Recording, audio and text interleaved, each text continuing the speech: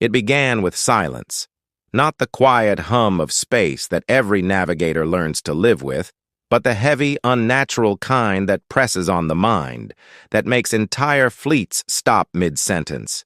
Every comm relay, every transmission, every beacon from the outer colonies just went dark. The empires, once proud, rivaling forces spanning hundreds of systems, ceased all communication at once. At first, no one believed it. Commanders blamed interference. Technicians blamed software faults. But when the sensors confirmed it, when the skies themselves seemed to hold their breath, the truth became impossible to ignore. Something had entered the system. It wasn't supposed to be possible. Every approach route was monitored, every anomaly charted, yet a signal emerged, raw, unencrypted, and unmistakably human.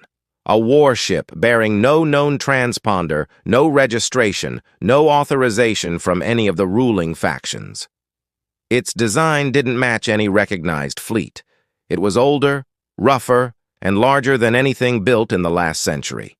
The hull read only one word, etched deep into scorched metal: vigilance. The first to spot it was a civilian transport moving between the fringe colonies. The crew's report was panicked, fragmented. They described a vessel scarred by decades of battle, its surface pitted with plasma burns and patched armor. Yet it moved with precision, deliberate, controlled. And then, just as quickly as it appeared, their transmission cut out.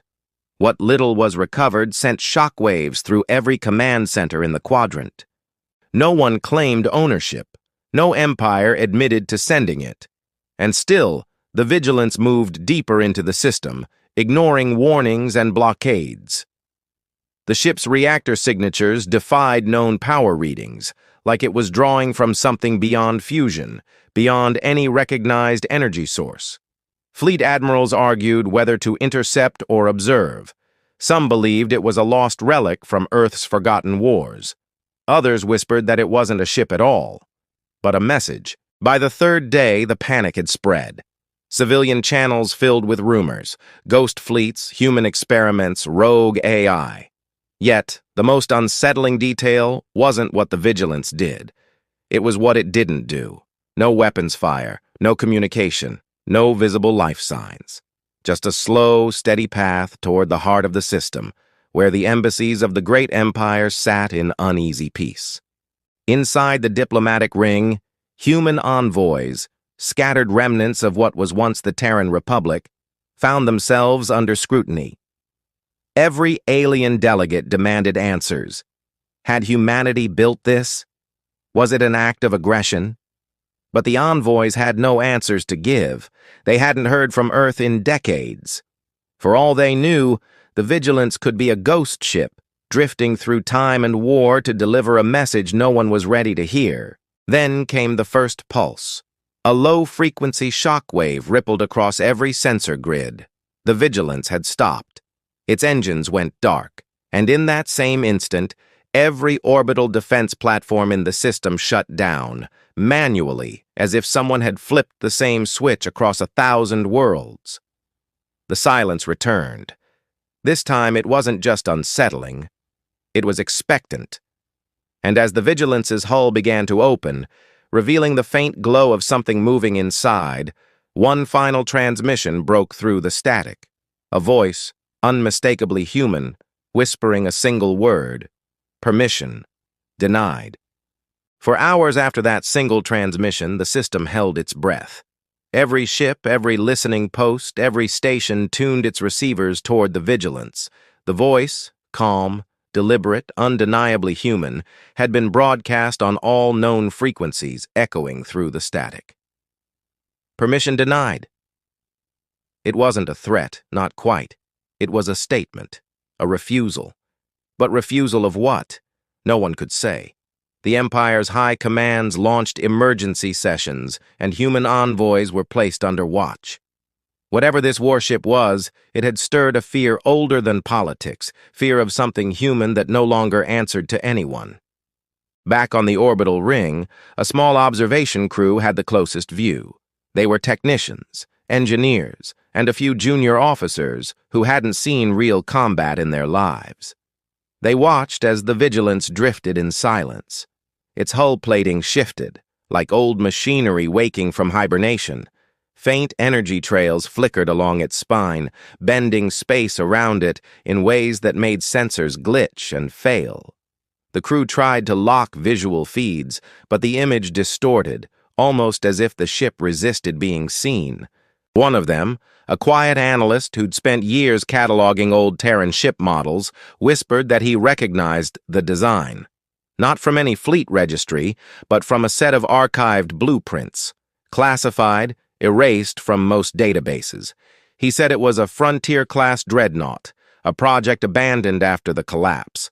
The kind of ship humanity built when it was desperate, before the empires divided what was left of Earth's colonies. According to him, none of those ships ever launched. Or if they did, they never came back. The mention of it spread fast. Within hours, old rumors resurfaced. Stories of ghost fleets that vanished into deep space after humanity's last war. Crews that never reported back. Experimental vessels meant to survive total system failure.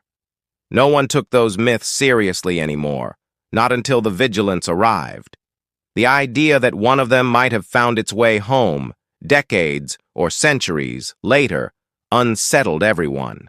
Meanwhile, deep within the command network, attempts to contact the ship failed.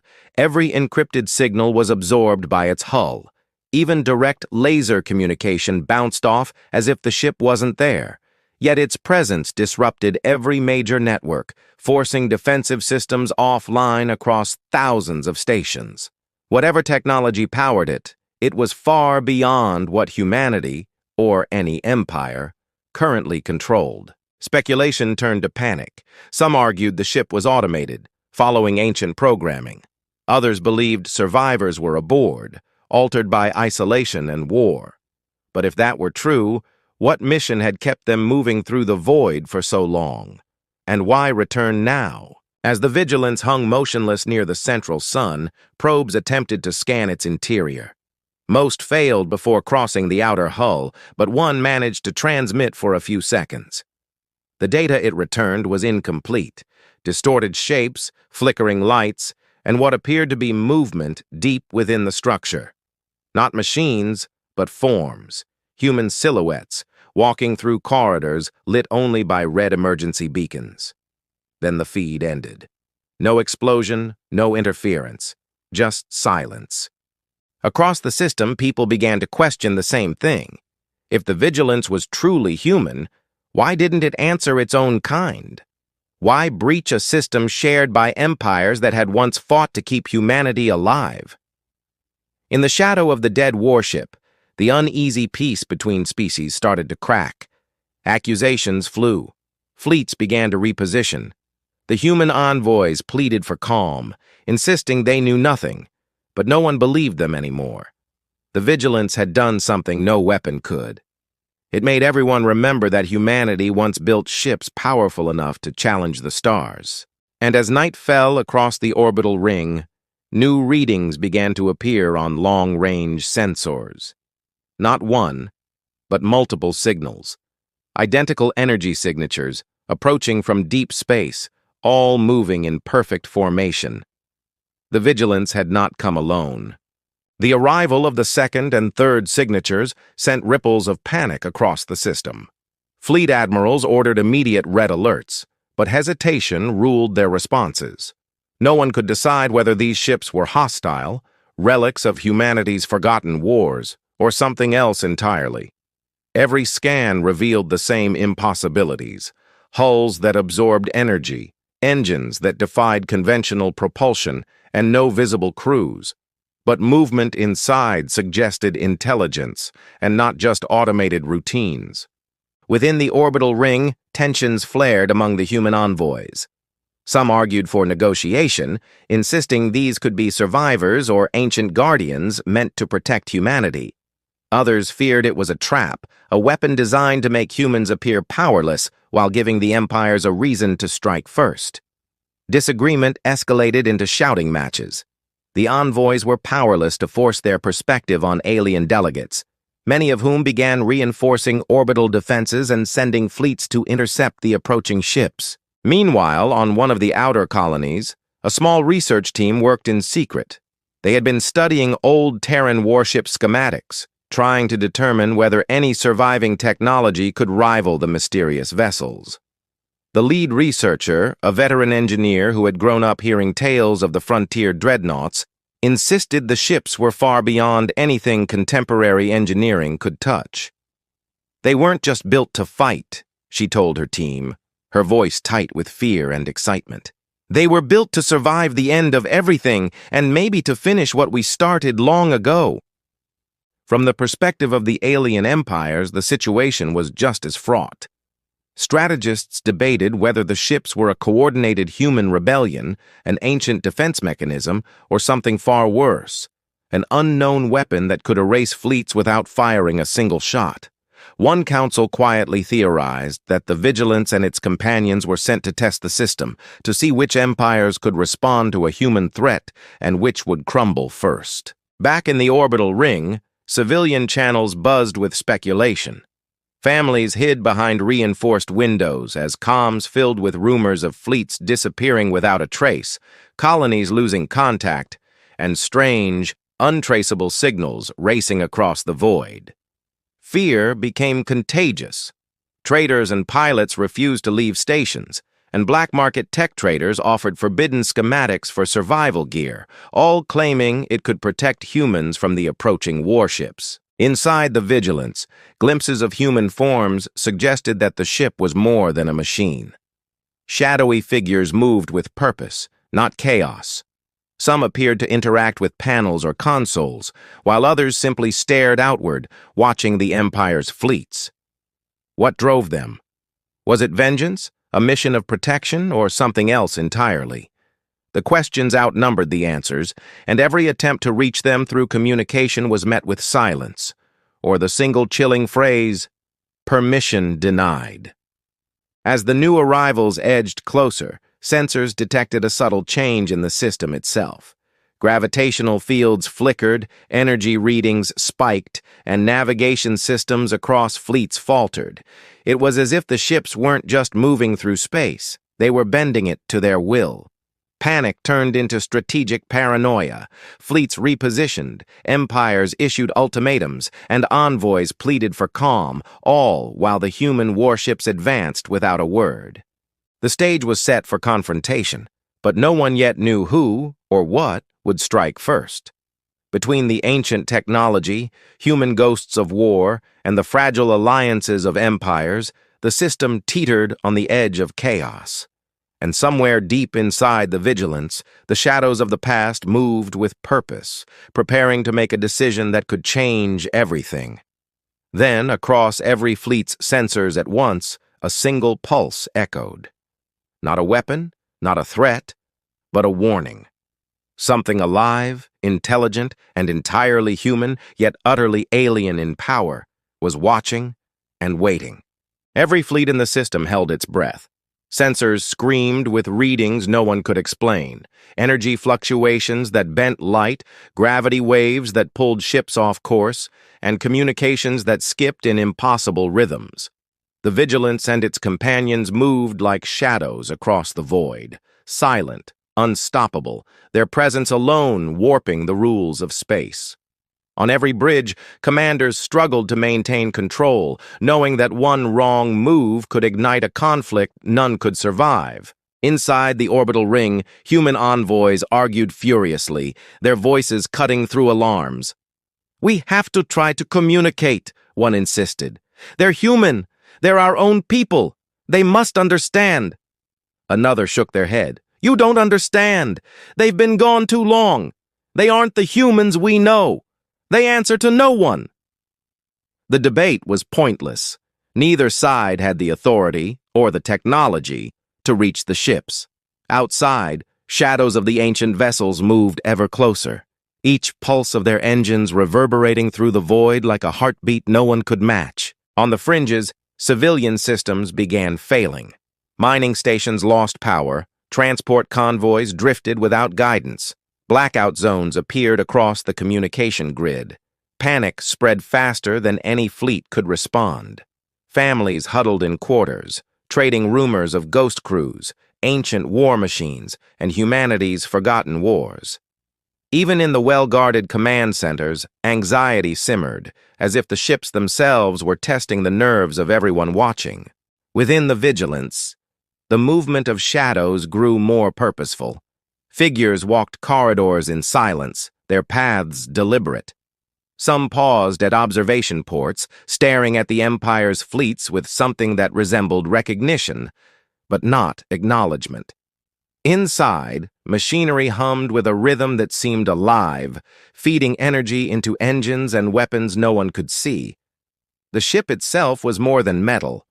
It was a living monument to a humanity that had survived, adapted, and evolved beyond memory. Fleet admirals debated their next moves with trembling urgency. Some advocated a preemptive strike, fearing that hesitation would be fatal. Others warned that any attack could trigger a response they could not predict. Across the system, ships shifted into defensive formations, their weapons trained outward, even though no one knew if they could reach the target. The tension was palpable. Every moment stretched into eternity as commanders weighed action against fear. Meanwhile, on a remote observation platform, a young technician stared at the screens and whispered to herself, "They're waiting for something. For someone." She noticed subtle patterns in the ship's approach, movements too precise to be random, timing too deliberate to be instinct. Across the system, the air of inevitability thickened. No one could say what would happen first: communication, attack, or total collapse. And then it happened. Across every fleet, a pulse unlike any before radiated outward from the vigilance. It wasn't a weapon, but a signal, deep, resonant, vibrating through every hull, every sensor, every human heart. Ships shuddered, power grids flickered, instruments recorded readings that defied physics. It was as if the warships were announcing their presence, demanding recognition, testing the will of every empire. In the orbital ring, alarms blared as a single thought spread like wildfire. The vigilance was ready. Whatever it had come for, whatever it intended, the moment of decision had arrived. And as the shadows inside the ancient vessels moved toward their control nodes, every commander, every envoy, every observer felt it, the edge of inevitability. The system held its breath. The human warships waited. And then, in the silence before the storm, the first weapons systems across multiple fleets powered up, trembling against orders, sensing the confrontation that was about to erupt. The universe seemed to pause, waiting for the first spark that would decide who would survive and who would be forgotten. Just as the first pulse of weapon systems hummed to life across the Empire's fleets, something unexpected happened. The Vigilance and its companion ships didn't attack. Instead, they split apart, moving with precision that defied logic. One vessel veered toward the outer colonies, another circled the orbital ring, and the last remained stationary, almost as if marking a point in space. It wasn't a battle formation. It was something else, something deliberate and terrifyingly intelligent. Panic surged among the fleets. Admirals shouted orders that could no longer be followed. Communications collapsed under interference. Every attempt to coordinate movement ended in static and fragmented reports. The empires realized almost simultaneously that these ships weren't simply weapons. They were manipulators of the battlefield itself. Sensors that had tracked every fleet for decades now failed. Navigation systems warped. Even the gravitational balance of the system wavered under the presence of the warships. Inside the Vigilance, shadowy figures moved faster, almost rehearsed, as if following protocols older than any living human in the system. One figure approached a console that pulsed with light, and the entire ship shivered as a wave of energy surged outward. It wasn't destructive in a traditional sense, but it forced every fleet to pause, recalibrate, and reconsider. Everyone understood instinctively. The rules had changed. Then the second twist hit. From deep within the outer colonies, hundreds of small, unidentified objects erupted from hidden outposts, drones or ships long thought abandoned. Their energy signatures matched nothing in current databases. They converged on the vigilance, not to attack, but to dock, to link, as though responding to a signal only they could perceive. The Empire's analysts scrambled to understand. If these were automated human defense platforms, why had they remained silent for centuries? And why awaken now, exactly as the ancient warships returned? Fear spread like wildfire. Across the orbital ring, civilians pressed against observation windows as alerts flashed across stations. Some whispered that the vigilance had been calling to its own, summoning the last remnants of humanity's forgotten fleets. Others thought it was a trap, luring the empires into a system-wide ambush. Envoys debated every possibility, but even the most experienced negotiators realized no protocol could handle what was unfolding. From the perspective of alien commanders, the situation was worse. Fleets trained for combat now faced a challenge they couldn't quantify. Weapons couldn't lock on. Communications were scrambled. Ships faltered in their orbits, almost as if invisible hands had rewritten the physics of the system. Every empire realized that the warships weren't just a threat. They were rewriting the battlefield itself. Meanwhile, human observers noticed something chilling. The shadowy forms inside the vigilance were not acting as a single crew. Movement suggested multiple decision-making centers, almost like fragments of a lost civilization operating in unison. The ship was alive, but its intelligence was distributed, coordinated across forms and consoles no one could fully map. As tension mounted, the fleet's weapons were still online, waiting for a signal to fire. And then, without warning, the largest Vigilance-class ship emitted a pulse that knocked out every long-range sensor in the system for 30 terrifying seconds. When they came back online, the fleet formations had changed, impossible maneuvers that suggested not only strategy, but foresight. The system teetered on the edge of chaos. Commanders realized that this wasn't just a test of firepower, it was a test of control, of understanding, of humanity's place in the galaxy, and somewhere inside the vigilance, a low, deliberate hum echoed, like the heartbeat of something waiting. Something about to decide the fate of every empire in the system. The system held its breath as the pulse faded, leaving every ship trembling in its wake. For the first time, the fleets realized that the vigilance and its companions were not attacking. They were herding, guiding, and testing. The drones and hidden vessels that had awakened from the outer colonies now formed a perfect perimeter around the ancient warships, a protective lattice no modern fleet could penetrate.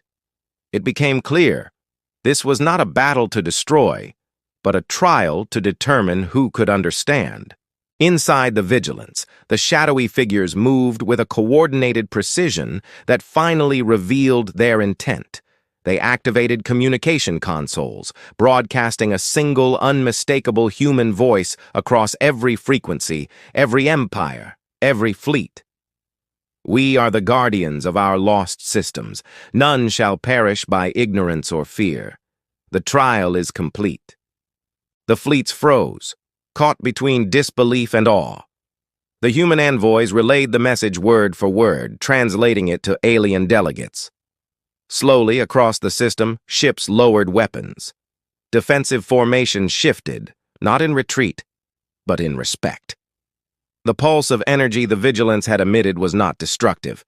It had scanned, assessed, and understood every fleet's capacity for restraint, intelligence, and judgment. Humanity, it seemed, had returned not with vengeance, but with wisdom older than the empires themselves. The drones and small vessels that had awakened from the colonies aligned with the vigilance, forming a new constellation in orbit around the central sun. Sensors revealed their activity.